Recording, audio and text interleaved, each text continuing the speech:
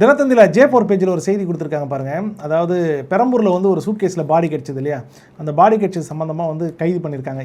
அதில் வந்து பார்த்திங்கன்னா அமீர் அலியும் அவங்களுடைய ஒய்ஃப் வந்து ரோஹிமா அப்படிங்கிறவங்க, அமீர் அலி தான் வந்து கொலை செய்யப்படுறாரு. அவங்க ஒய்ஃப் ரோஹிமாவை வந்து அரெஸ்ட் பண்ணியிருக்காங்க. அந்த கொலைக்கு உடந்தையாக இருந்த அஷ்ரப் அலியை வந்து அரெஸ்ட் பண்ணியிருக்காங்க. ஸோ இதில் இன்ட்ரெஸ்டிங்கான விஷயம் என்னென்னாக்கா, இந்த தலையை வந்து வெட்டி எடுத்து செங்கல்பட்டில் வந்து போட்டுட்டுன்னு சொன்னாங்க. அதை நம்ம நேற்று செய்தித்தாளில் பார்த்துருந்தோம். தொடர்ந்து வந்து செங்கல்பட்டில் வந்து அந்த தலையை தேடும் பணியை வந்து தொடர்ந்து இருந்தாங்க. தற்போது செங்கல்பட்டில் இருக்கக்கூடிய ஒரு ஏரியில் வந்து அந்த தலையை வந்து காவல்துறை வந்து மீட்டிருக்காங்க. இன்னொரு பக்கம் வந்து பார்த்திங்கன்னா இந்த 2 கை 2 காலை வந்து ஒரு கவரில் போட்டு ஒரு ஆணுறுப்பை வந்து கவரில் போட்டு ஒரு இடத்துல போட்டிருந்தாங்கன்னு சொன்னாங்க இல்லையா. அதாவது வந்து தேனாம்பேட்டையில் இருக்கக்கூடிய ஒரு கழிவுநீர் கால்வாயில் வந்து போட்டு தான் சொல்லியிருக்காங்க. அதையும் இப்போ போலீஸார் வந்து தேடி கண்டுபிடிச்சி எடுத்திருக்காங்க. ஸோ ஏற்கனவே வந்து பாடி பீஸ் மட்டும் கீழ்ப்பாக்கம் அரசு மருத்துவமனையில் இருந்துச்சு. இப்போது தலை கை கால் எல்லாத்தையும் ஒன்றா வந்து ஒருங்கிணைச்சு இப்போ வந்து போஸ்ட்மார்ட்டம் வந்து கீழ்ப்பாக்கத்தில் வந்து நடத்தி முடிச்சிருக்காங்க.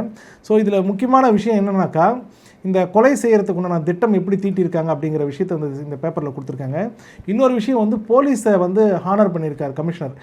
இந்த கேஸை வந்து ஒரே நாளில் வந்து குற்றவாளிகள் கிட்ட நெருங்கினது தான் ஹைலைட். ஏன்னா இந்த சூட்கேஸ் வச்சுட்டு போன இடத்துல வந்து பார்த்திங்கன்னா சிசிடிவி கேமரா இல்லை. அதை தாண்டி வந்து இவங்களை எப்படி பிடிக்கிறது அப்படின்னு சொல்லி தேடிட்டு இருந்தாங்க.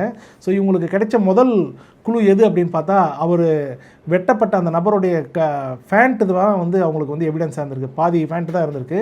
அந்த பாதி ஃபேண்ட்டில் இருந்த பார் கோடை வச்சு தான் வந்து போலீஸ் வந்து ஃபஸ்ட்டு சேஸ் பண்ணுறாங்க. அந்த பார் கோடு எங்கே அப்படின்னாக்கா, அதே பெரம்பூரில் இருக்கக்கூடிய ஒரு பிரபலமான ஒரு துணி கடையில் வாங்கியிருக்காங்க அப்படின்றத போன வருஷம் வாங்கியிருக்காங்கன்றதை வச்சு கண்டுபிடிச்சி தான் அதில் இருந்த 2 செல்ஃபோன் நம்பர் தான் இந்த கேஸுக்கு முக்கியமான ஒரு எவிடன்ஸாக கிடைச்சிருக்கு. ஸோ இந்த கேஸை ஈஸியாக வந்து போலீஸ் ஹேண்டில் பண்ணி குயிக்காக வந்து இந்த சம்மந்தப்பட்ட நபர்களை பிடிச்சி சிறையில் அடைச்சிருக்காங்க.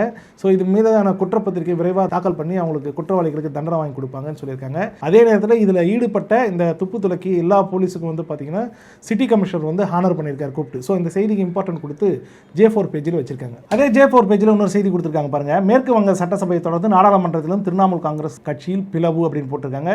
பாரதிய ஜனதா கூட்டணிக்கு ஆதரிக்க 20 எம்பிக்கள் முடிவு பண்ணியிருக்காங்க அப்படின்னு சொல்லியிருக்காங்க. ஏற்கனவே திரிணாமுல் காங்கிரஸ் வந்து வெஸ்ட் பெங்காலில் வந்து நடந்து முடிஞ்ச சட்டமன்ற தேர்தலில் வந்து தோல்வி அடைஞ்சிருந்தாங்க. 80 எம்எல்ஏக்கள் மட்டும் வாங்கியிருந்தாங்க. அதில் 58 எம்எல்ஏக்கள் வந்து திரிணாமுல் காங்கிரஸ் கட்சி தலைவராக இருக்கக்கூடிய மம்தா பானர்ஜியை எதிர்த்து தனியாக நாங்கள் தான் வந்து எதிர்கட்சி தலைவராக உட்காரோன்னு சொல்லிட்டு சபாநாயகர்கிட்ட கேட்டு அவங்க உட்காந்துட்டாங்க. ஏற்கனவே கட்சி யார்கிட்ட இருக்க போது யார்கிட்ட போக போகுதுன்ற பிரச்சனையோட மம்தா பானர்ஜி இருந்தாங்க. மம்தா பானர்ஜி இந்த சூழ்நிலையில் வந்து பார்த்திங்கன்னா நேற்று நடந்த இந்தியா கூட்டணி மீட்டிங்லேயும் வந்து பங்கேற்றிருந்தாங்க. வாலண்டரியாக போய் பங்கேற்றிருந்தாங்கன்னு சொல்லி போட்டிருந்தாங்க. இப்போ இன்னொரு அதிரடி என்ன நடந்திருக்குனாக்கா, திரிணாமுல் காங்கிரஸில் வந்து பார்த்திங்கன்னா எம்பிக்கள் வந்து ஒரு 28 எம்பிக்களில் வந்து இப்போ 20 எம்பிக்கள் போர்க்குடி தூக்கியிருக்காங்க. இனி நாங்கள் மம்தா பானர்ஜியோட கட்சியில் திரிணாமுல் காங்கிரஸில் இருக்க மாட்டோம், நாங்கள் வந்து பிஜேபிக்கு ஆதரவு கொடுக்குறோம்னு சொல்லிட்டு கடிதம் வந்து ஸ்பீக்கர் கிட்ட கொடுத்துருக்காங்க. அந்த ஸ்பீக்கர் இன்னும் வந்து எந்த முடிவும் எடுக்கல. இருந்தாலும் எங்களுக்கு தனி குழுவாக கொடுத்து விட்டுருங்க, நாங்கள் வெளியில் வந்து கூட நாங்கள் ஆதரவு தெரிவிச்சிருக்கோம் அப்படின்னு இருக்காங்க. இதில் வந்து ஜாக்பேட் யாருக்கு அப்படின்னாக்கா பிஜேபிக்கு தான் சொல்லணும். பிஜேபிக்கு எதுக்காக ஜாக்பேட்டுனா, ஏற்கனவே பிஜேபி வந்து 240 எம்பிக்களை வச்சுட்டு இருக்காங்க.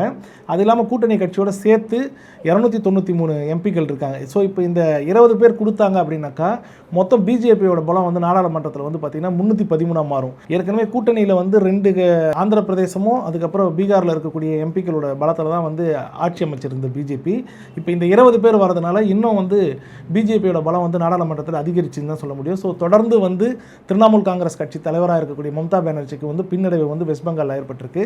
அடுத்த சட்டமன்ற தேர்தலுக்குள்ள இந்த கட்சி இருக்குமா, ஏற்கனவே இருந்த கம்யூனிஸ்ட் கட்சி மாதிரி காணாமல் போகுமா அப்படிங்கிறதெல்லாம் முக்கியமாக பார்க்கணும். ஸோ இந்த செய்திக்கு இம்பார்ட்டன்ட் கொடுத்து J4 பேஜில் வச்சிருக்கேன். தினத்தந்தியில் 2nd எடிஷனில் ஃப்ரண்ட் பேஜில் ஒரு செய்தி கொடுத்துருக்காங்க பாருங்கள். மின் வாரியத்திற்கு டிரான்ஸ்ஃபார்மர் வாங்கிய விவகாரம், ரூபாய் 397 கோடி முறைகேடில் சிபிஐ வழக்கு, ஹைகோர்ட் உத்தரவின் பேரில் நடவடிக்கைன்னு எடுத்திருக்காங்க.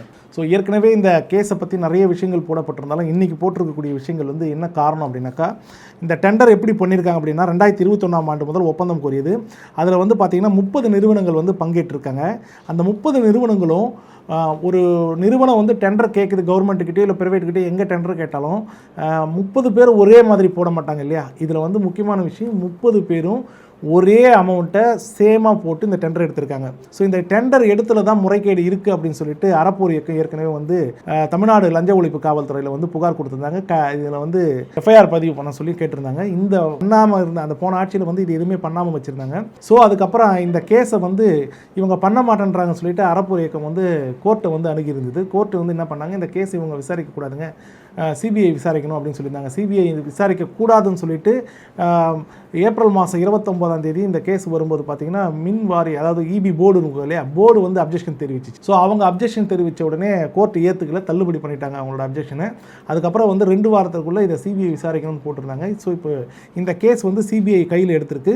சிபிஐ கையில் எடுத்திருந்தாலும் அதில் என்ன சொல்லியிருக்காங்கன்னாக்கா, இந்த வழக்கு வந்து லஞ்ச ஒழிப்பு போலீஸார் என்ன வழக்கு பதிவு பண்ணியிருக்காங்களோ அதே வழக்கு பதிவு தான் பண்ணியிருக்கோம், இதில் பேர்கள் யாருடைய பேரும் இன்னும் சேர்க்கப்படலை அப்படின்னு இருக்காங்க. ஸோ இந்த விசாரணையில் யாரெல்லாம் இதில் வந்து ஊழல் பண்ணியிருக்காங்களோ, இந்த முறைகேடு பண்ணியிருக்காங்களோ, அவங்க பேர் கிடைக்க கிடைக்க இந்த ஷார்ட் ஷீட்டில் இந்த எஃப்ஐஆரில் வந்து அவங்களுடைய பேரை வந்து நாங்கள் சேர்ப்போம் அப்படிங்கிறத சிபிஐ தரப்புலேருந்து சொல்லியிருக்காங்க. ஸோ இந்த செய்திக்கு இம்பார்ட்டன்ட் கொடுத்து தினத்தந்தியோட செகண்ட் எடிஷனில் ஃபர்ஸ்ட் பேஜ்லேயே வந்து பக்காவாக கொடுத்துருக்காங்க. தினத்தந்தியில் செகண்ட் எடிஷன் 6 பேஜில் கொடுத்துருக்காங்க பாருங்க. தேர்தல் தோல்விக்கான கள ஆய்வு குழு அறிக்கை நாளை சமர்ப்பிக்கிறாங்க.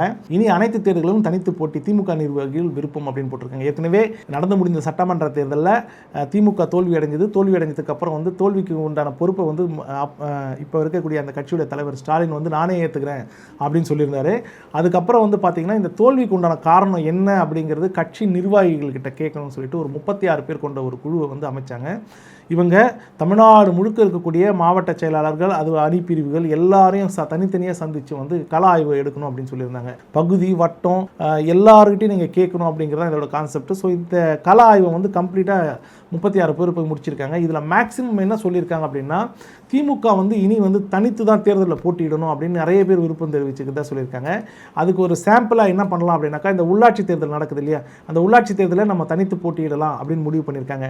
ஏற்கனவே திமுகவில் வந்து தேர்தலுக்கு முன்னால் வந்து மாவட்ட செயலாளர்களுடைய எண்ணிக்கை இன்க்ரீஸ் பண்ணணும்னு பிளான் பண்ணியிருந்தாங்க. அது ஒரு 117 பேரை மாற்றணும், 2 சட்டமன்ற தொகுதிக்கு ஒரு மாவட்ட செயலாளர்கள் என்ற முறையில் கொண்டு வரணும் அப்படின்னு விருப்பப்பட்டிருந்தாங்க. பட் தேர்தல் நெருங்கினதுனால பிரச்சனைகள் வரக்கூடாதுன்றதுனால அதை கிடப்பில் போட்டிருந்தாங்க.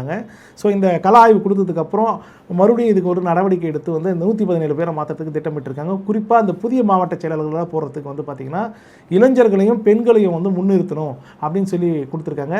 முக்கியமாக பழைய மாவட்ட செயலாளர்கள் மேலே ஏதாவது கம்ப்ளைண்ட் இருந்தால் அவங்களையும் இந்த மாவட்ட செயலாளர் போஸ்டிங்கில் எடுத்துட்டு புது முகங்களை கொண்டு வரணும் அப்படின்னு திட்டமிட்டிருக்காங்க. ஸோ இந்த கள ஆய்வு நாளைக்கு சப்மிட் பண்ணதுக்கு அப்புறம் திமுகவில் எத்தனை மாற்றங்கள், எப்படி மாற்றங்களை ஏற்படுத்த போகிறாங்க, உள்ளாட்சி தேர்தலுக்கு முன்னால் இந்த மாற்றங்களை ஏற்படுத்தி வரக்கூடிய உள்ளாட்சி தேர்தலில் மேயர் பதவிகளை வந்து பிடிக்கிறதுக்கு வாய்ப்பு இருக்கா அப்படிங்கிறதுக்கு உண்டான செய்திக்கு இம்பார்ட்டன்ட் கொடுத்து தான் இந்த பேஜில் இந்த செய்தி வச்சிருக்காங்க. அதே தினத்தந்தி செகண்ட் எடிஷனில் வந்து 7th பேஜில் ஒன்று கொடுத்துருக்காங்க பாருங்க.